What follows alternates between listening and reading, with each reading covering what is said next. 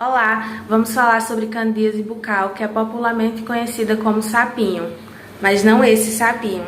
A candidíase bucal, ela vai se apresentar dessa forma como manchas leucoplásicas, ou seja, branca por toda a cavidade oral. Essa lesão, ela acontece devido ao fungo conhecido cientificamente como Candida, onde existem vários tipos dele, sendo o principal e mais patológico o Candida albicans.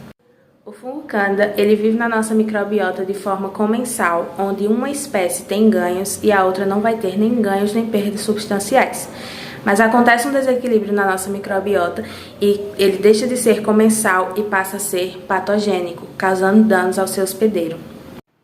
O fungo ele se torna patogênico quando o indivíduo acaba ficando vulnerável, seja por alguma doença crônica que ele tem, diabetes, hipertensão, ou até mesmo pelo uso inadequado da prótese, ou quando toma antibióticos de forma constante e sem uma prescrição médica, entre outros casos.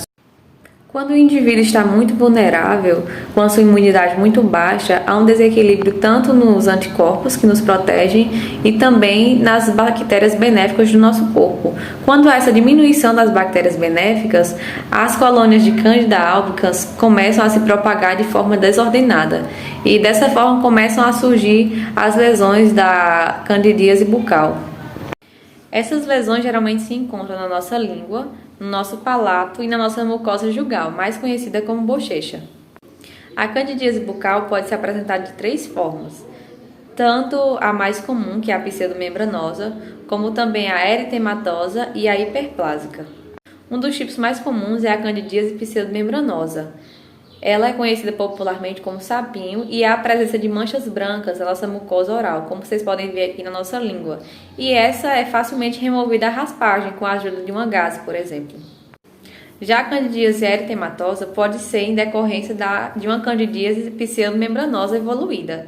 Geralmente, quando ela é eritematosa, ela se apresenta vermelha e um pouco dolorida. Geralmente apresenta lesões nesse dorso de língua, como vocês podem ver, e está associada ao uso muito prolongado de antibióticos e corticosteroides. E por último, mas não menos importante, a candidíase hiperplásica, que é a forma mais grave de candidíase bucal. Ela apresenta manchas brancas e bem espessas, podem aparecer até nódulos em alguns casos, e não é removida pela raspagem. Ela é observada principalmente na comissura labial e no dorso de língua. Um dos principais sintomas clínicos da candidíase oral é o aparecimento dessas manchas brancas, que ela tem um aspecto bem cremoso. Ela aparece não só na língua, mas como dentro de toda a cavidade oral. Outro aspecto também importante que o nosso paciente relata e que a gente pode ver clinicamente é o aparecimento de aftas na boca. Não só aparece no lábio, como também em toda a cavidade oral. Além de aparecer essas aftas, o paciente também relata a sensação de algodão dentro da boca e dor em todas essas úlceras que apresenta. Além disso, se o paciente realmente tiver candidíase bucal, ao raspar essas lesões ou friccionar, haverá sangramento, além de que o paciente apresentará boca seca, perda de paladar e dor durante os movimentos regulares na boca. Todo diagnóstico é necessário sinais e sintomas, além de exame clínico e exames complementares. A gente vai conhecer agora como acontece o diagnóstico da candidíase oral e as características clínicas dessa doença. Começar falando sobre a candidíase pseudomembranosa. Ela acomete pessoas que são imunossuprimidas ou que estão fazendo uso de antibióticos de amplo espectro, corticoides e também com desordens sistêmicas. As principais desordens sistêmicas que ela acomete são pessoas que têm diabetes descompensada, leucemia e também infecções por HIV. As características clínicas principais dessa lesão são placas pastosas brancas, como a gente consegue observar nessa imagem aqui. E elas ficam localizadas geralmente na língua, palato duro ou mucosa jugal. Outra característica importante para o diagnóstico é que elas são removíveis à raspagem. Então, se você utiliza a raspagem com gaze ou uma espátula de madeira, você vai conseguir remover, então você vai ter um diagnóstico de forma mais exata, mais precisa. Outro tipo de candidíase é a candidíase eritomatosa. Ela apresenta diferentes formas clínicas. Ela pode estar de forma pontual ou também pode ser uma lesão extensa. As principais características clínicas é que elas são atróficas, planas e apresentam vermelhidão, por isso o nome eritomatosa. eritema vermelho.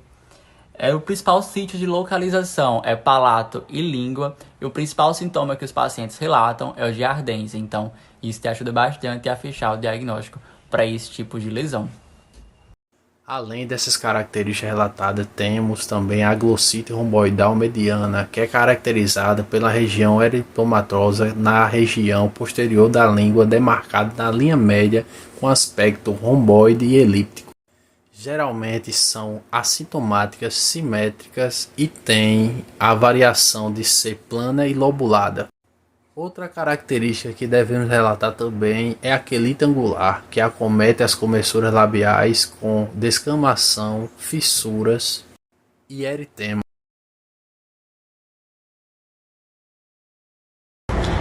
Eu vou falar sobre o tratamento da candidíase oral. Aqui eu coloquei algumas imagens. O tratamento ele vai variar de acordo com o seu tipo clínico. Porém, o tratamento mais eficaz para a candidíase oral vai ser a combinação da terapia fotodinâmica, que é a PDT, com os antifúngicos tradicionais. O que mostra que esta opção terapêutica da cândida, ela não deve ser considerada uma alternativa substituta às opções terapêuticas convencionais, mas sim ela vai ser um complemento à terapia sintética. Agora eu vou falar aqui brevemente da monoterapia, que nada mais é que um método que assume que o processo de cura seja realizado através de apenas um medicamento ou apenas de um tratamento. O tratamento mais eficaz para a candidíase bucal é a politerapia, ou seja, a junção da terapia usual de antifúngicos como o fluconazol e a nistatina com a terapia fotodinâmica. Vários estudos já comprovaram que essa associação é bem mais eficaz do que o uso separadamente. Além disso, com o uso da fototerapia no tratamento da candidíase oral, diminuiria consideravelmente o uso de antifúngicos e, consequentemente, menor seria a possibilidade de desenvolvimento de resistência microbiana à farmacologia usual.